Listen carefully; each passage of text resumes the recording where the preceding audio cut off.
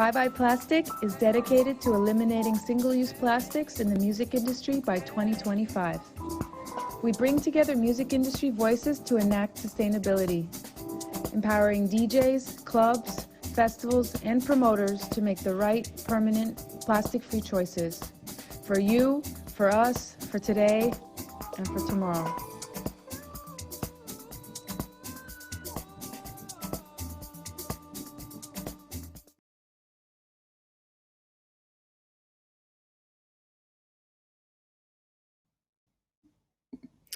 Earthlings, welcome.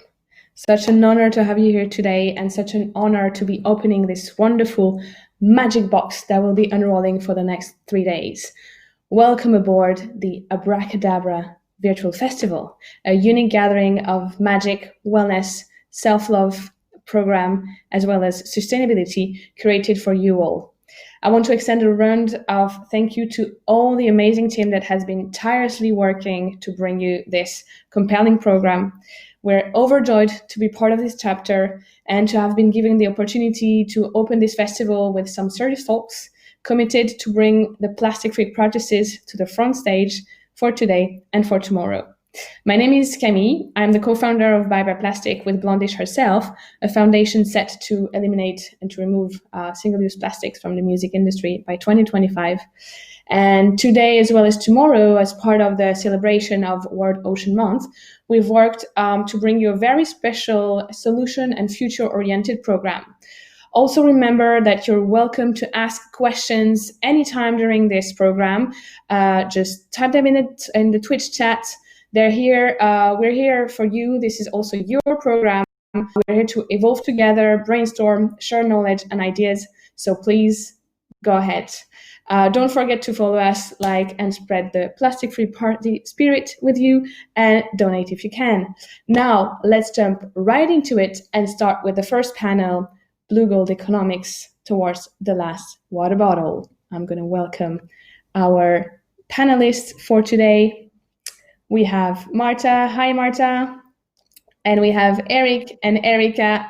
Thanks for calling straight away from Miami. Hi, how are you guys? Hello, so happy to be here. Ciao, Marta. Hey, yes. Marta, we can't hear you so far. Maybe it's going to be just a matter of the mic, of checking the mic. Well, we're gonna check that out in 1 or 2 minutes. Maybe in the meantime, I'm gonna. Yes, Okay, perfect. all fixed, all good, perfect. Right, so we're here to discuss the blue gold economic. Water covers 71% of the Earth's surface. It also fills up 70% of our bodies. Water is the common denominator of life on the planet. It is the true blue gold. So making sure that we make a conscious use of it is crucial to the current and upcoming generation also of event organizers. Plastic water bottles are a sustainability nightmare. It's wreaking havoc on the planet. In the world, every day, 1 million water bottles are being bought. 1 million, no less. Now, let's project it into our beloved dance floor, our stage gigs. We obviously know by now that the whole industry is on pause and there are no gigs to get excited about. But let's just transparently and honestly zoom back even just a tiny bit on what far too often was still the norm for events and festivals and club grounds. ByeBye Plastic has conducted some first baseline data research while we were all on pause. And we found that in Europe, 50,000 attendees festival will consume over 1.35 tons of plastic water bottles. I said just for water bottles. This represents over 5 tons of CO2 emissions, which is the equivalent of one average car driven all year round for 1 full year. This is a relatively low estimate, and still it doesn't take into account the land and biodiversity impact that those plastics will have when they get mismanaged, end up in landfill, water, the ocean, our food, and eventually ourselves. Now, how do we change this? How do we mitigate this huge impact on the environment? post that we have been forced to is our opportunity to rethink and change this operating model, to swipe the plastic water bottles out of the event's dance floors once and for good. This calls for a policy that has gathered increased attention lately, which is bring your own bottle, BYOB. While the event can provide water refill stations on these grounds, but how easy and how doable is that? Many concerns are floating around these types of policies, and today we're going to look into them, look at them in the eyes, but also mainly listen to some success stories that are going on and that are going to help us understand just how to approach those types of policy and how to progress together and into making this the new norm. So to discuss with me today, I have the pleasure of welcoming Marta from the law firm ByeBye y Asociación, and also working with the Spanish Festival Music Association. So hi, Marta. Hi, again. Camille. Hi, everyone. Okay, and Erika. Oh, sorry, I'm cutting you. No, I was about to say if you want to introduce myself, but you did it perfect, so it's okay. Yeah, I'm going to definitely ask you to introduce yourself a little bit more and the work that you're doing in 1 minute. And then we have Erika and Eric from ElektrikEventz, which craft a range of magical and eco-conscious events in the Miami region, among which the flagship Elektrik Fantasy Festival. Lovely to have you here. So we're going to jump on with you, Marta, indeed, and explore a bit of like the current legal landscape in Europe and what event organizers have to play with, abide by, and how this is all shaping together. So would you like to introduce yourself and the work you've been producing FMA on the Spanish region? Okay, perfect. Thank you, Camille.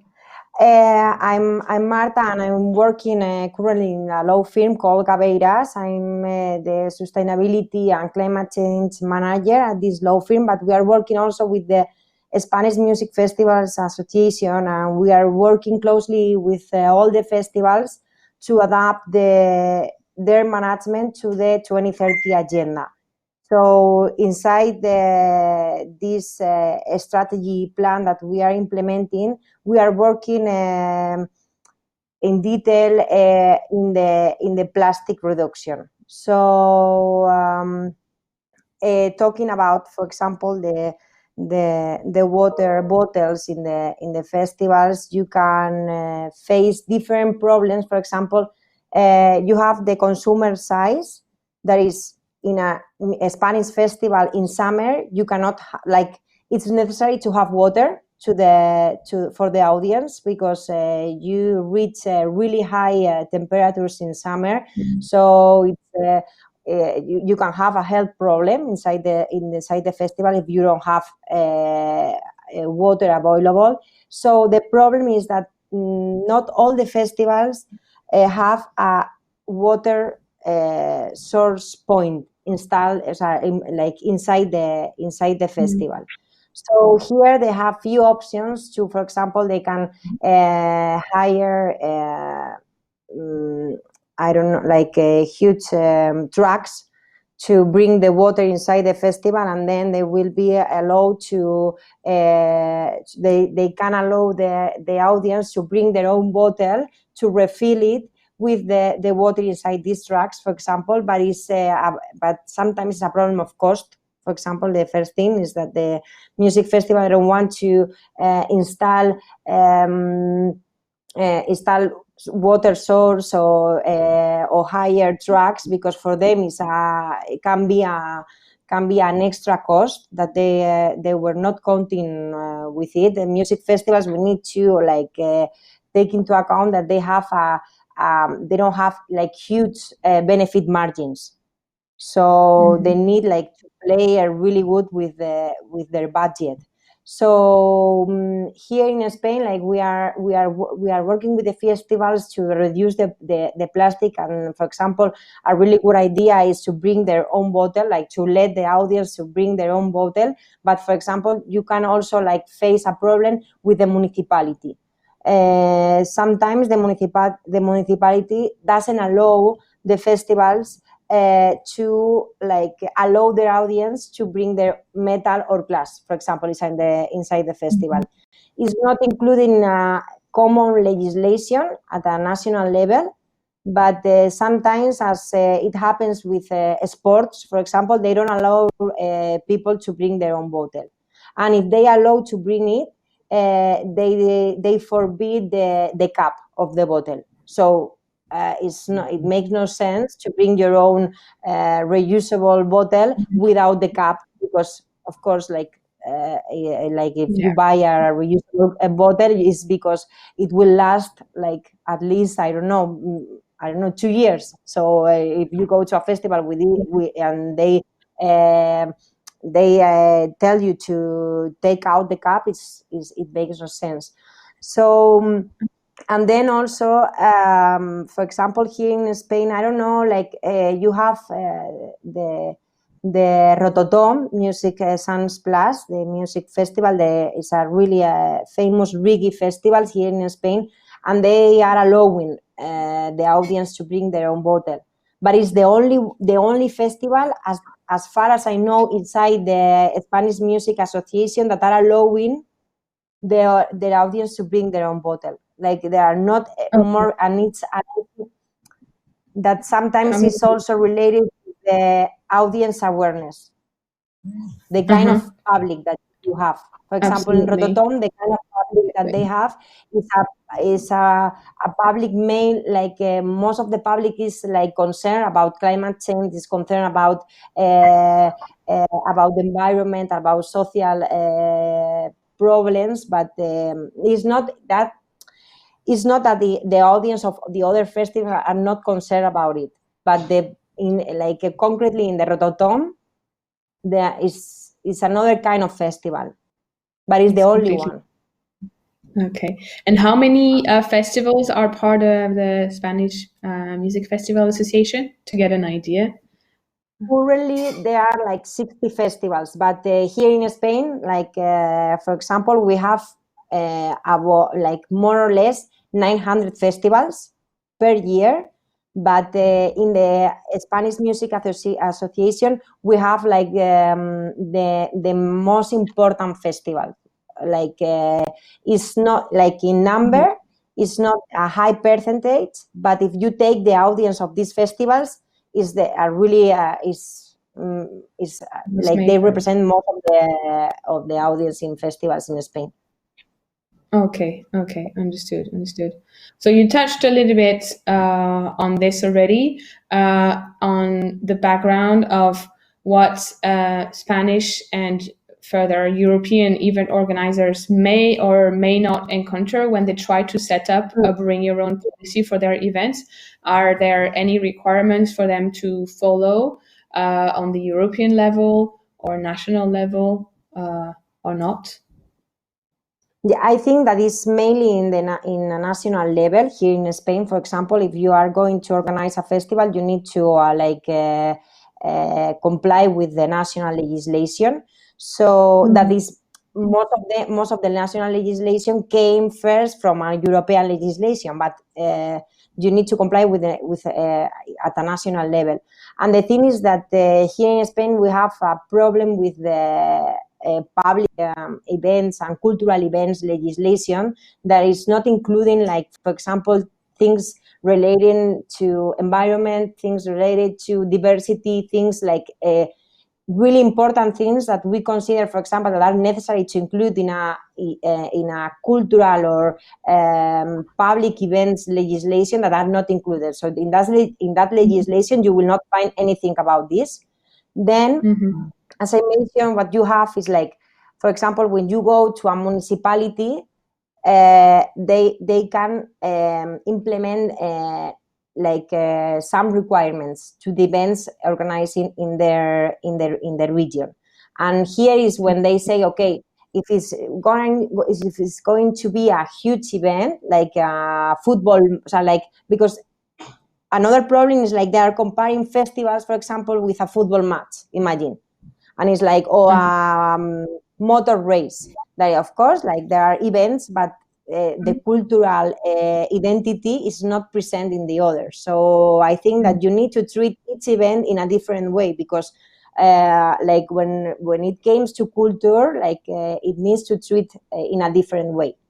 So so then, like when you go like into like municipality, like start to applying like requirements, they can say, okay, if you are going to have an event of more than I don't know, 1,000 or 2,000 people, you cannot allow to enter people with glass because of fights, for example. Or you cannot allow people entering with metal caps or things, because it's mainly about a security problem. Or the argument that the municipality will say is about a security problem regarding fights in most of the case. And then, for example, the additional thing that they say is, okay, if you are allowed to enter with your bottle of water, for example, because there are consumers organizations like demanding the right of the consumer to enter in with their own food or their own bottle of water, they say, okay, we will allow you, but without the cap. I don't know if the correct name is the cap, like without the thing that is the lid. So the lid. So like they are saying, okay, you will be allowed to enter with this, but without this. So it's like, okay, so what the 100% of people or 80% of the people will do is like, okay, I will buy my plastic bottle of water in the supermarket that is like 20 cents compared to the 3 euros inside the festival, but without the thing. But they will not. Me, like even me, I will not. I will not go with my metal reusable bottle of water to a festival. That's like, because after the festival, I will be forced to throw it away, because without the thing, it's like because the lid with the thing. Exactly. Absolutely. In that instance, you cannot be bringing your own bottle, indeed. And so that's a good takeout that we see, that it's the European legislation it has not got any specific legislation in place. It's going to be a matter of due diligence and ensuring the security and the hygiene norms, while indeed the trickling down to national and local authorities, then there will be more. There can be some hurdles met, as in, the municipality is more worried on security aspects, and will then deny permits depending on the type of event. And this is what has a great margin of evolution and of improvement. Some festivals have been able to implement this already. In the UK, there's already quite there's some discrepancy, but there's some good evolutions. Of course, we now have the example of Glastonbury, who has banned single-use plastic water bottles, and this has been such a huge landmark event in our scene. Shambhala Festival is one greatly shining example as well, where they have banned plastic and single-use plastic since 2014 already. And now we're gonna be discovering a little bit more about Electric Fantasy and about how you guys did it as well. So Eric, it seems like the framework is pretty open, but the worry still is prevalent with regard to security in various ways. So we're going to come back to this in a moment, but by now I would like to really see, have you introduced yourself and the festival that you run in the first place, understand what's the spirit of it? Thank you so much, Marta. Thank you for telling us all about that. It's profound information, and wow, you have your work cut out for you. Camille, thank you so much for having us. We're honored to be here, and this is the first time we've ever spoken in public. But well, in 2013, we formed ElektrikEventz just to kind of create the vibe that we wanted to be a part of. And but we've been a part of the underground since the late 80s. And in 2013, we decided to launch Elektrik Fantasy Festival. It was conceived as a positive alternative to the musically darker Halloween events that were happening along the Gulf Coast, which is Pensacola on the other side of Florida. And, we wanted to offer the region a dance music fans there something different, a real and affordable, festival experience locally. And we've done it there for 3 years successfully with organic growth and zero negative incident. And when we moved here in 2016, we immersed ourselves in underground culture and, took in eclectic nightlife, but we saw single-use plastics just pouring out of every venue, every restaurant, every festival. And I'm originally from DC, and in DC, we've had the plastic bag banned for years. So we were flabbergasted at the fact that Florida is literally a peninsula. We are surrounded on 3 sides by water, that there was no plastic ban on bags or single-use plastic. We were just moved to action, and not just to protect the animals, but to protect the humans as well, and the environment. Mm-hmm. So what better way to present the solution, but to try to be the solution? Yeah. And we found that many others believed as well. We actually have a hashtag called Believe in Fantasy. Believe in Fantasy. So it's taken off real well, and everybody who gets involved is excited and wants to do their part and be even more involved than just be a fan or an attendee. Right. A lot of them turn into, fantasizers. Voluntary, fantasizers, voluntary staff, paid staff, whatever. Right. And so we were just moved to action, and since we did conceive Elektrik Fantasy as this festival entity free to grow and flourish in all directions. It's fantasy. I mean, that says it all. We knew that was the platform that we wanted to go ahead and turn into a revolution for our planet home, and for social and environmental change. And so that's why we believe in fantasy, change our reality. Absolutely. You guys are leading by example, and that's what we all need to do, play our part in this big movement, basically. And that's really lovely. So can you explain a little bit more about the Bring Your Own Bottle policy that you have implemented, and what were the steps for you to make it a success? Well, first of all, the municipality, the city, was already in very much alignment with our entire mission of sustainability, zero single-use plastics, more connection to nature and self and each other, and being socially and environmentally responsible. So they were already on board with this. It was fairly simple process. They were very welcoming of what we presented. If there weren't too many obstacles at all, as opposed to the previous years, we tried to kick this off in South Florida. Right.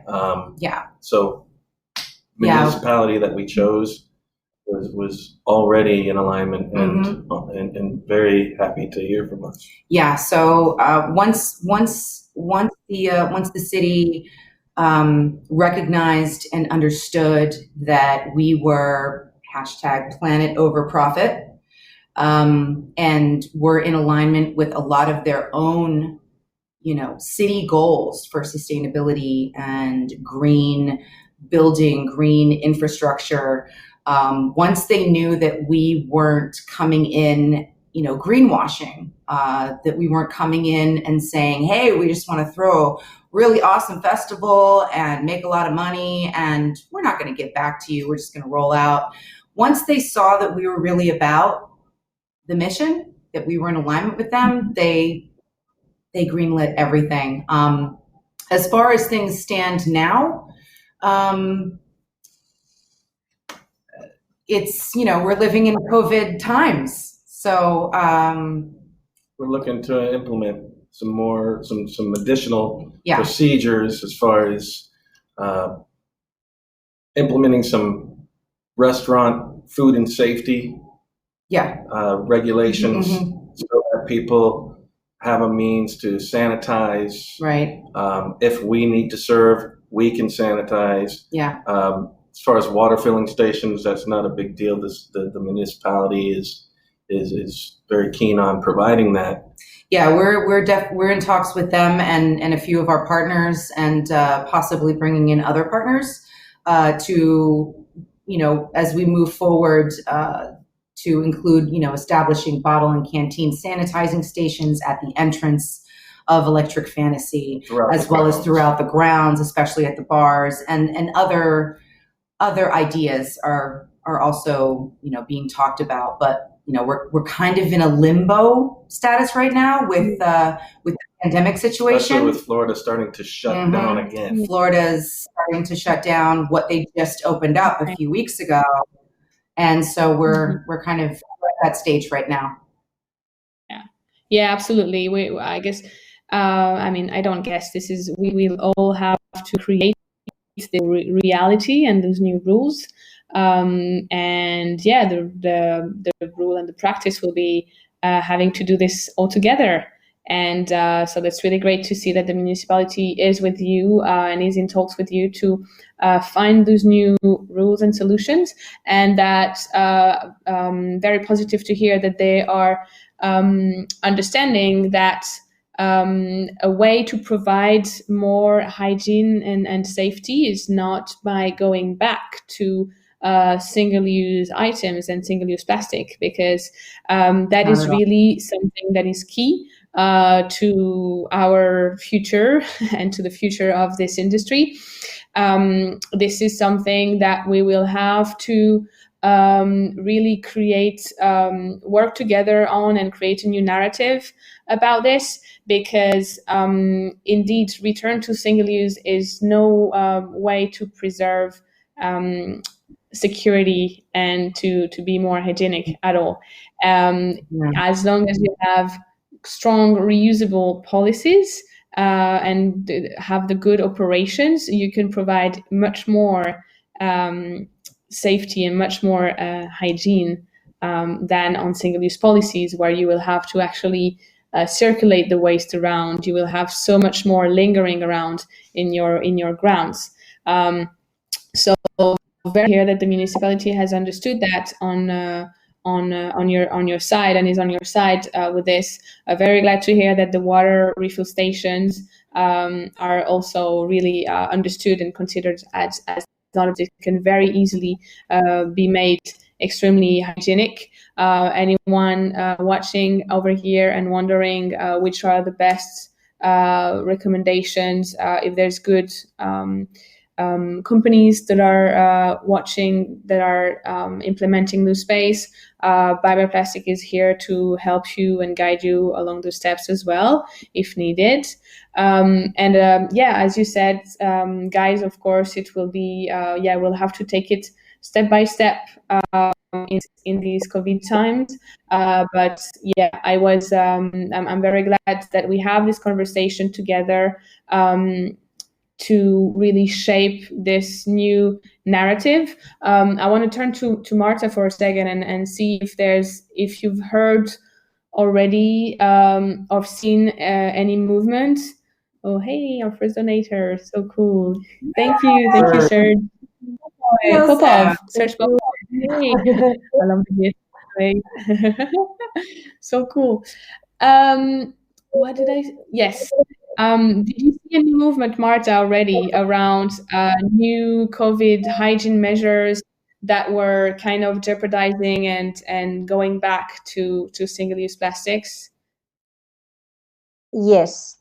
Sadly, I need to say yes. Like what we are seeing is like people. That the problem is that people is afraid. People like promoters, for example, what they want is to make the festival again.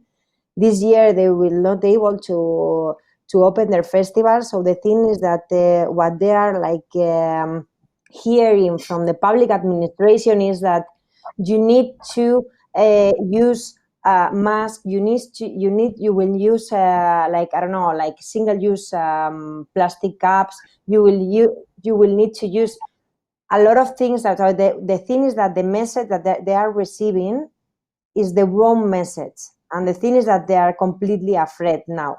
But in the other side, what is happening also that is like it's so interesting. Like it's so interesting to analyze it. It's like, for example, here in Spain, the environmental minister, they will say, okay, we are going to ban single-use plastics, and although like this COVID situation is happening, we will transform the European directive regarding single-use plastics next year, and single-use plastics will be forbidden next year.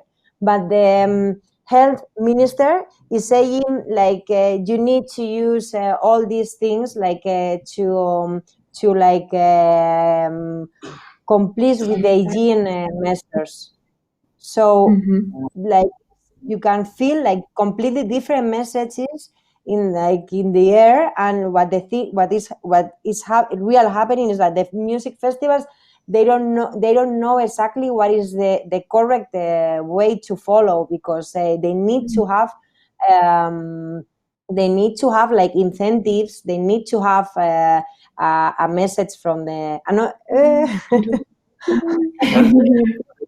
Thank you so much. Hey. Thank you, brother. Thank you, brother. Good friend. Yes, we get it. They need to have the correct message from the public administration. The thing that is, and I also like I can know like from now to say a really like hard message or a really clear message from the public administration is also difficult, because they don't know what is going to happen next year. They don't know even what is going to happen next month. So it's difficult to establish like the correct message from the public administration. But they need to think that music festivals are like just like listening, like, okay, we will listen to you, because what we only want is to make the festival possible next year. So like now what we need to work is like to have like the correct message, and to like give the light to the festivals to follow the correct path. Absolutely. Erica and Eric, do you how has it been for you in this relation with the municipality? Like, are they also really open ears for you to try and come up with solutions? Like, or are they more like trying to figure out themselves what are the risks and hygiene rules, and then coming to you with a proposition? No, they're totally looking at us for solutions, and they're totally committed to no plastics, period. I mean, that's their municipality, their whole city is based on no plastics. Green as can be. The one thing that they asked us to do is, if we're, include into the ticket price the bottle itself, the reusable bottle. And that's another thing that we're talking about with them moving forward, is that easy to do. It's easy to get assistance on. You find your partner, and they co-brand with you on that water bottle, and it's included into the price of the ticket. And it's I have to comment, Marta, that's so frustrating, and so what a challenge. I mean, we had a bit of a picture, but not the full picture as we do now, that we're meeting you and talking to you on this amazing platform. Wow, the poor promoters, like, where do you turn? Who do you look at? One person says this thing, the other person says that thing.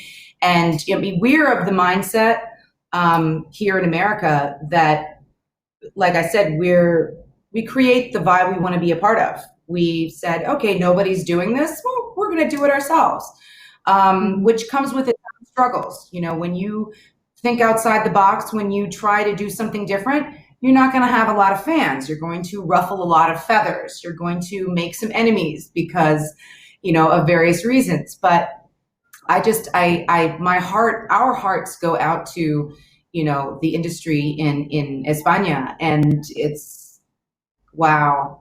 I wish I could say it was as easy to tell the promoters there, do what you want to do and create something, a coalition among yourselves, and regulate yourselves. Because if you look outside of yourself for answers, that's, you're never going to get the people are going to bombard you with information that will be misleading. Our hearts go out. No, and I guess that's really think. Sorry, go ahead, Marta. No.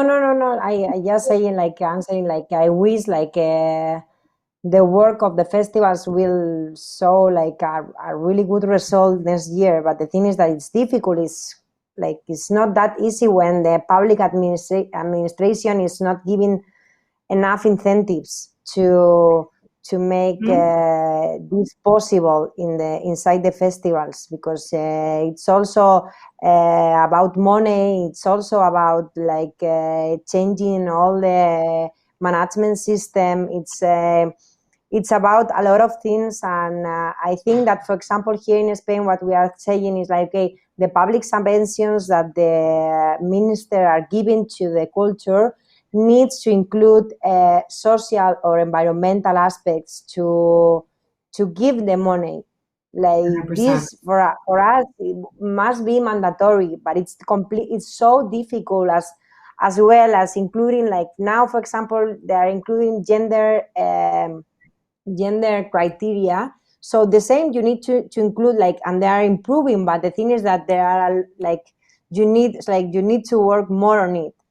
So let's work on it, but it will take time. We totally understand. I mean, along the same lines and sort of in a relative holding pattern, when we mentioned before about, being in South Florida and living in a state that is literally a peninsula, we couldn't understand, the disconnect. With regards to environment, anywhere, which is everywhere in the world, especially here in South Florida, South Florida's economy is so dependent on tourism, and especially here in South Florida, the dance music mecca, one of the dance music meccas of the world, is so dependent on tourism and, artists coming through and music, especially dance music, but yet can't make the connection between, even restaurants, venues, hotels. The entire economy is dependent on this area being a tropical paradise, on it being a beautiful gem of an ecosystem, several ecosystems together. It's based on its beauty. The draw is its beauty. Yet there's so much abuse. They forget that no blue, no green. And, I'm sure that it can apply somehow in Spain as well, that, Spain is beautiful because of its geography, because of its culture, because of its people. and we've lost our connection with that, and been drawn to outside things like money, profits, and it's frustrating. There's lots of walls to jump over, obstacles to overcome. Yeah. You got to find your tribe. You have to talk to hundreds, thousands, millions to find the one right out of people. 100 people will listen and will believe and get on board. And we're 4 years into it, and we're finding our tribe. We're finding our tribe. Look where we are today. We're with you. Camille. Yeah, definitely. This is something that we all have to. This is the discussion, right? When you're an environmentalist, when you're just loving the environment, you also understand that all those tourism and cultural events are they have their responsibility in it. They have their input, and they have their opportunity to give, to give back to Earth, because as you said, no cultural event has no impact so far, and they also rely on the environment that they are based on, and this is really truly the core of it. Sorry, Eric. I was just going to say, following your lead with the cultural, all festivals, all gatherings that are cultural are led with the heart. Yeah. They're led with the heart. Yeah. They're led with a passion. Most event promoters, most of them, they don't start out going, hey, I want to be popular. I want to do something and make a lot of money, because this isn't the industry to do it. This is passion. This is hard work. This is making the right connections, making the, networking. This is about protecting yourself and protecting the culture. And, it's not an easy road. So, it's already, it takes huevos to get into this industry and want to make a difference. She understood. But we'll just say that one for now.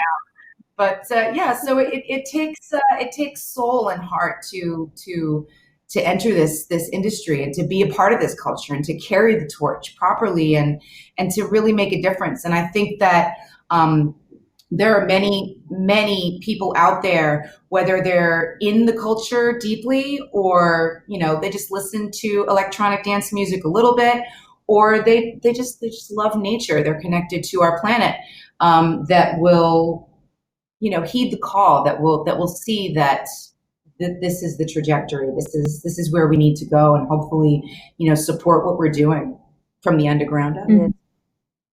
Mm-hmm. Absolutely.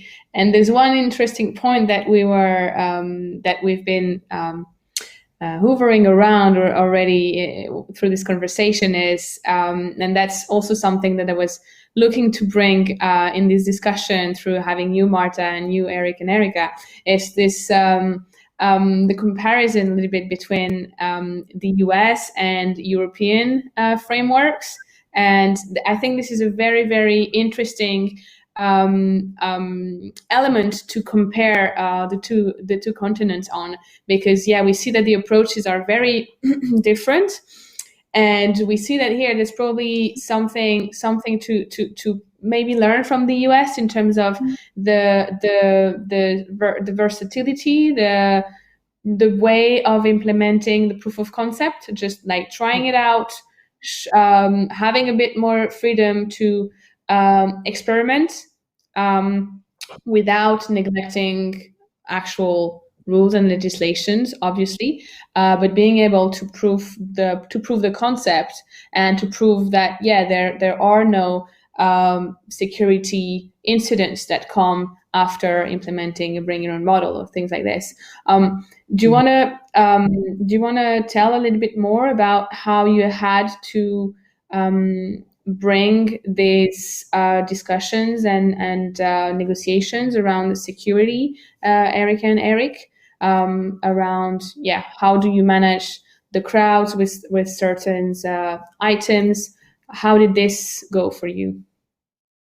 Well, we've produced Electric Fantasy for 3 successful years on the Gulf Coast of Pensacola, and we have had 0 incident with any violence, any drug-related issues, any people that were overly intoxicated.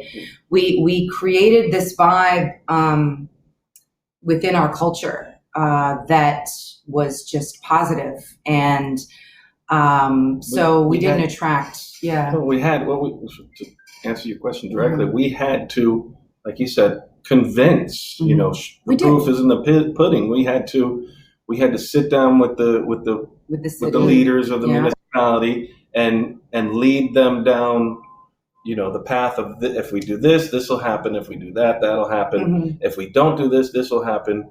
And then we had to hand select through an interview process the security that we were working with, including the county law enforcement.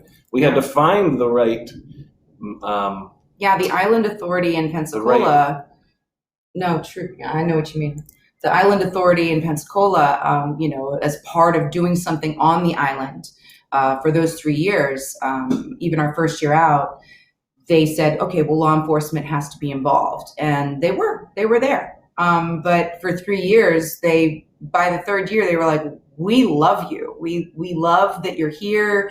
You've brought something here that has never occurred before. Not just, the genre of music wise, but the entire attitude and atmosphere that you bring. Nobody is in bad spirits. Nobody is, there's no fights with alcohol. There's nothing like that. So no arrests, nothing like that. People at our events, tend to take care of each other. It's very pure. It's very peace, love, unity, respect, in its core essence. So, luckily we had those 3 years of experience behind us and, authority that could speak on our behalf should the current municipality that we were dealing with and are dealing with now had any questions, and they didn't, So it was no problem. Right. So a lot of to the other people and realized they didn't need to ask them. So it was pretty smooth sailing. Yeah, we were lucky. Once we found the right municipality to work with. Right, yeah. That's so important. Find the right grounds, indeed. Marta, do you have you been able to identify some municipalities that are a bit that are trying to put forward this type of agenda a little bit more in Spain? Or I don't think that are municipalities like implementing already these kind of initiatives. That you need to the municipality and like the right conversation with them and like show them what are like the benefits, what will be the impacts, and also like for example, there are a lot of festivals that bring a more sustainable tourism to the region, for example. So if you involve the festival to the cultural benefits of the region, if you also monetize the impact of the festival in the region, not only in terms of for example, hiring suppliers, just in terms of, for example, that's what I was mentioning, sustainable tourism, I don't know, other initiatives in the region, if you like link them the sustainability of the festival to other sustainability impacts inside the region, municipality, I think that with this kind of measures, the thing is that you need to start the right conversation with them, and that's the most difficult part. But I think that now, and since the Spanish government is highly working on the, for example, 2030 agenda, Yay! Yay! Where is it? Yay! Thank you, DJ Cat. Lovely name. I love it. Thank you so much. I think they will be more able to get this kind of initiatives, but you need to start the conversation. You need to like put on the table all the stakeholders. Like you need to talk with all of them. You need to ask what the municipality needs from the festival. The municipality needs to know what you need from them. Also, like you need to involve, I don't know, the society that are living in the region. Because the festival itself, maybe it's a really small place, but the impacts of the festival, like the indirect impacts of the festival can be like a lot. So like you need to show also like all of this. So then it's so important to identify all your stakeholders and talk with them, like the right conversation to continue like improving this kind of initiatives. Yeah, definitely. Absolutely. It's so important to do your homework. I mean, seriously, do your homework before you cross that bridge. And like you said, meet with the right people. We go to the community meetings with all the board members, and we asked them directly what their fears were if something like this was to come in the beginning. And we just straight up, what are you afraid of? Yeah.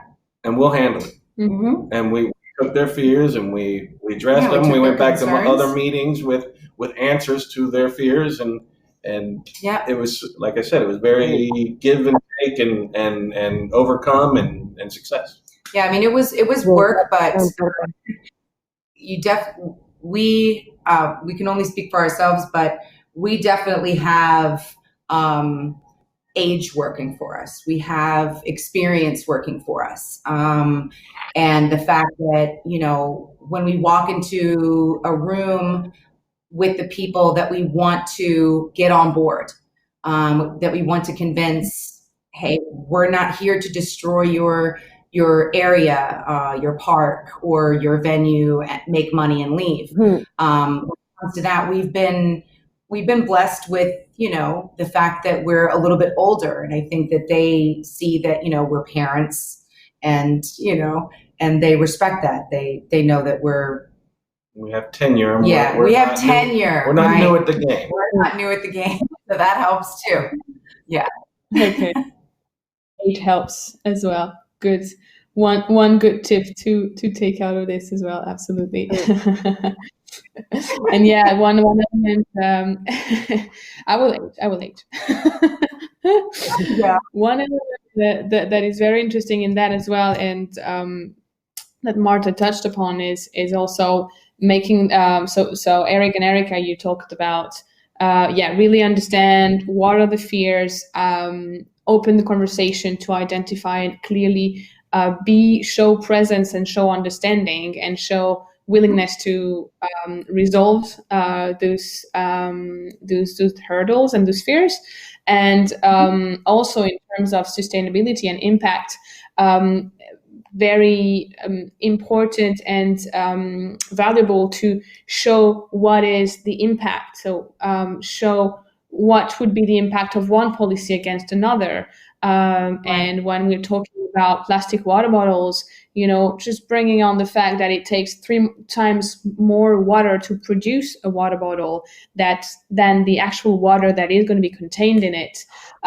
Starting to bring those types of understanding of what the savings are on energy, but also on the environment is really key also to this talk. And I guess this is definitely something that the Spanish Festival Music Association is doing, and something probably that you can be doing as well at Gaberas as well, to bring forward those arguments also on more legal terms, I guess.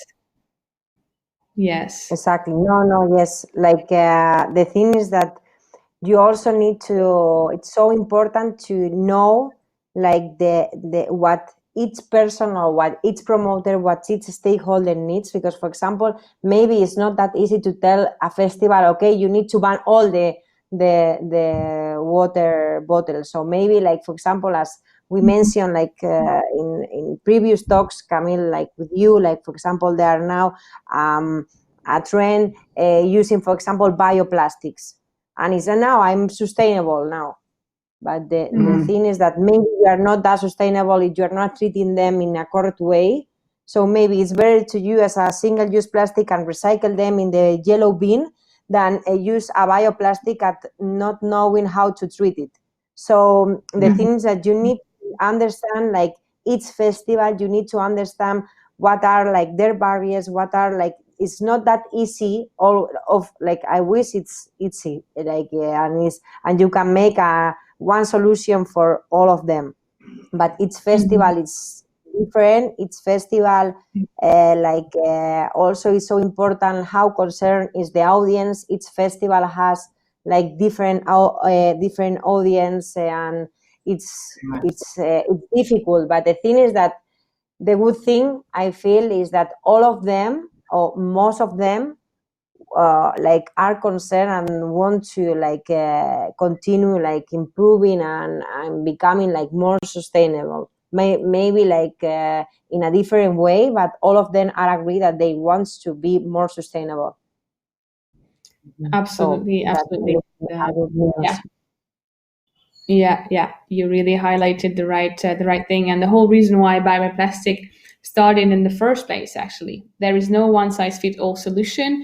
It's all about doing the research, vetting the right suppliers, and understanding your context as well. Understanding what is your history, what is your local context, what are the things that are available around you, so that you can really shape a plastic-free and a sustainability policy that actually resembles and fits yourself. Absolutely. So super happy that you brought that forward, Marta, as well. Definitely. I'm super happy to have had the chance to have these conversations with you guys. We're coming down. South Florida storm happened. Sorry. It's that time of day. It's sunny. Storm is coming. Time to for a 10-minute thunderstorm that looks like apocalypse is coming. So that's when we're gonna close off before the storm. Thank you guys so much for taking the time with us to have this conversation. It's a pleasure. To a really advanced plastic-free party. Indeed, get the plastic-free party started. We've been working hard to bring the solutions to you guys. We have a new shiny website where you can understand everything about what we do and what we offer. And we've been working really hard to release some plastic consumption baseline data. You'll hear more about them over the weekend and also on our website. You'll also be glad to hear that we started working on a super exciting project to help all of you guys, party rockers, but also event professionals, to understand exactly just what your plastic footprint is, and obviously to help you reduce it and track the progresses that you've made. I know Erica and Eric have already mentioned this to you, this project to you. I'm talking about a plastic footprint calculator for the music industry. So if you want to help us create this tool and have some capacity to invest in the future of the music industry, you know where you can fundraise and donate. So click on the Tiltify link and participate by donating whatever you can. It's now time to unlock the next fascinating topic of the day. Yes, folks, I'm talking about mycelium magics. We're going to unlock all of its secrets and understand in which capacity this is actually a truly wonderfully circular material that we need to put a lot of attention to it, because this can really help us get rid of plastics on the longer term. Another reason to stay connected is to see my hair grow in less than 3 minutes. This is all for you, all for the show. So thank you guys so much again. Have a lovely day, have a lovely evening, and I see you on the other side of the Twitch panel. Bye everyone. Thank you.